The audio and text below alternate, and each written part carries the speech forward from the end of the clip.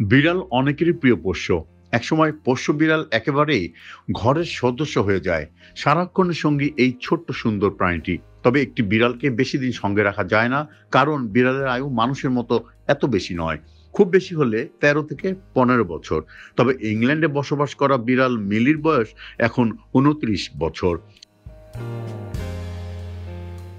তাহলে বলা যায় সেই বিশ্বের সবচেয়ে বয়স্ক বিড়াল এই মুহূর্তে। তার আগে এই স্থান ছিল ফ্লোসি নামে একটি ২৮ বছর বয়সী বিড়ালের।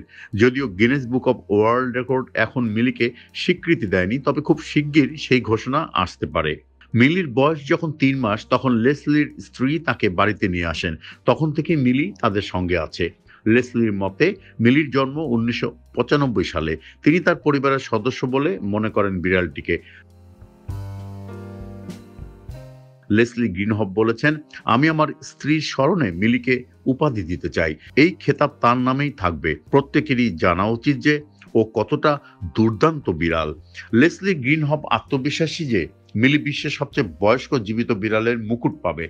মিলি এখনো লাভ দিতে পারে, তবে সময়ের সঙ্গে সঙ্গে কিছুটা ধীর হয়ে গেছে। বর্তমানে মিলির কথা শুনতে একটু কষ্ট হচ্ছে।